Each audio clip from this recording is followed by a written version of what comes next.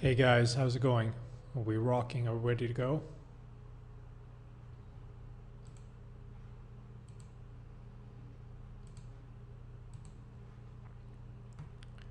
Okay. So let's get this party started. Hello, hello, hello, and a massive hello to everybody rocking and rolling here. 23rd of Feb 2017. No trade calls, no recommendations, or response for the own stuff. We're here for educational purposes only. Sessions are recorded. You'll get an email. No, you won't. That's just me going on from the weekly on autopilot mode. So guys, hey, welcome everybody. Good to see everybody in the room. Good to see the guys using Twitter handles so I know who's around, who's rocking and rolling, who's ready to do this. So again, I've been talking about these for a while, trying to get my act together. Ideally, I'll try and do these once a week or something like that. Just a way to pay it forward, try to let people know what I'm thinking, what we're looking at, what we're talking about in the weekly room.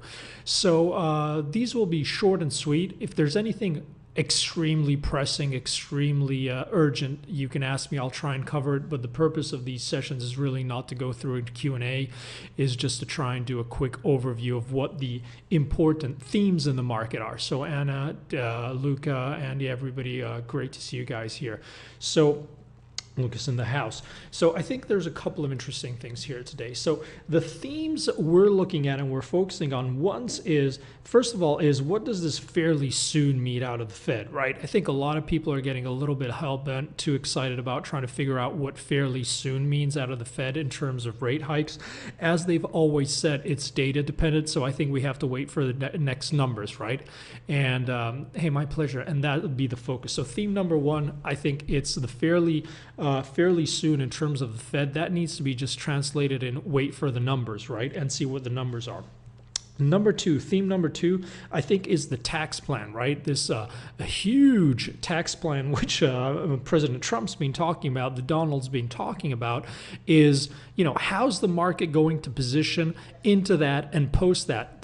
That's the big question. But you can't prepare for something that you don't really know when is going to come and what it's going to be. Chances are, if 9 times out of 10, if I had to gun to my head do something, I'd be more in the buy the rumor, sell the news kind of camp. So I'd expect some kind of a sell-off to come ahead or into the announcement, but we never know. As we said, markets can remain irrational longer than we can stay solvent, but that's theme number two. Theme number three, I think that basically GPB, especially is cable, is going to start to confuse people a lot more. I think cable is going to start to trade in a little bit of a world of its own because of potential flows on euro and because of Brexit. So I would caution people that are used to trading euro and cable as proxies and looking at those to see how one is going to react. I'd be very, very careful of that.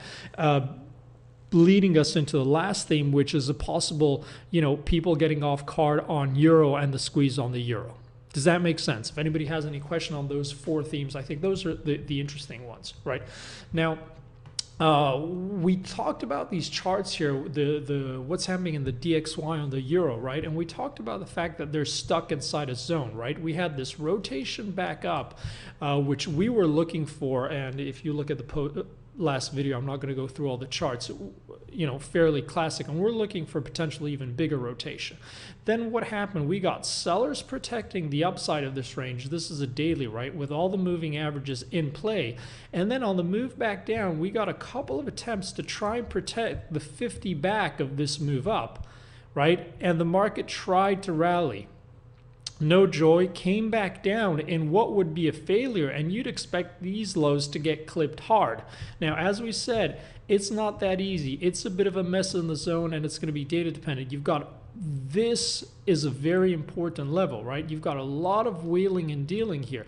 So I would not be interested in the fib per se, but I think it's interesting to give you an idea of the zone, right? Right now, what's happening is basically you've got one crowd which is trying to hold this area. Is it a fib? Is it just the zone and we're looking at some kind of inverted head and shoulders? It doesn't really matter. The important thing is that bids are trying to support here and the offers are trying to keep it in trend.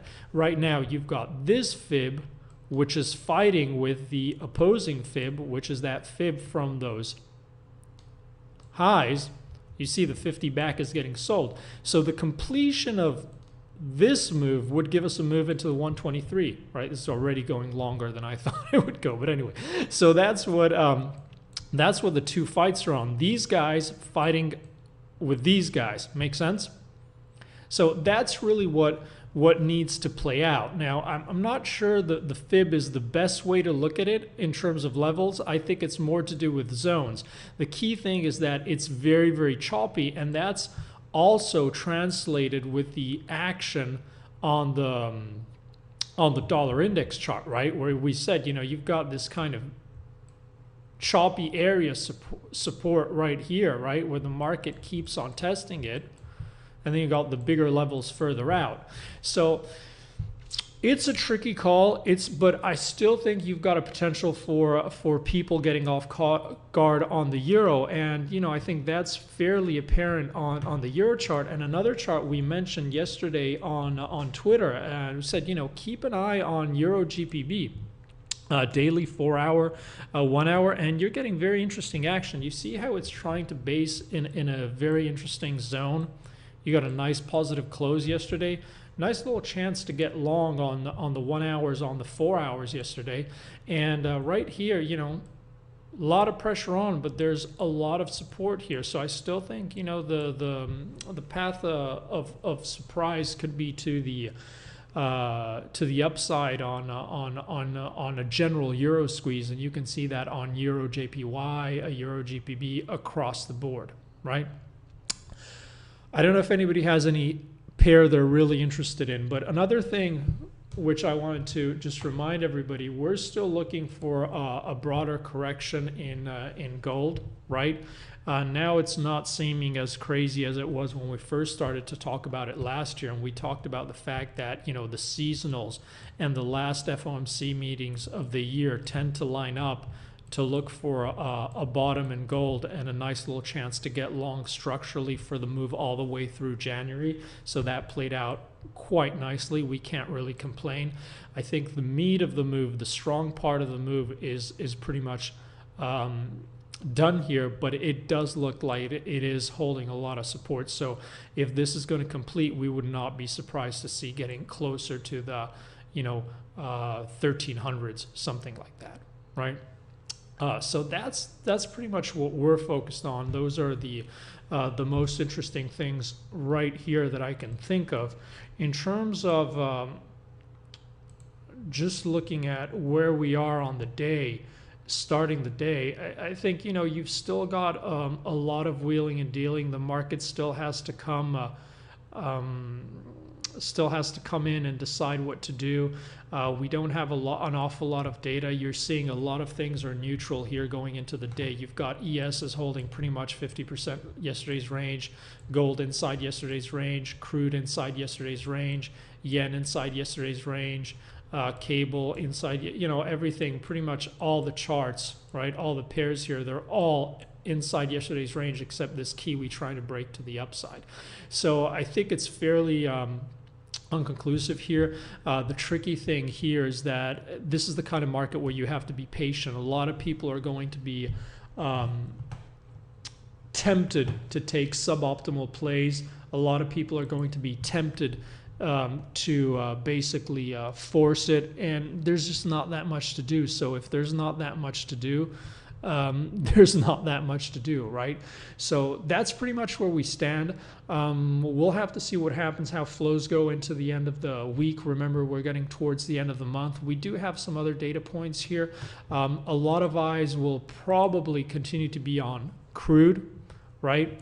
As we discussed, we just have a hard time understanding why you'd want to get very aggressively long crude here, right? You're still getting a lot of slap downs. It's just very, very choppy inside this zone. So again, it's just one of those situations where you have to be patient. You have to let the market come to you. You have to try and spot what the themes are, and that's what we try and do day in, day out, okay? So have an awesome one, guys. Thank you so much for listening. Just let me know, hit me up on the blog, send me a comment if you like these. I'll try and keep these up once a week. Thank you so much. Have a great day. Talk to you guys soon, okay?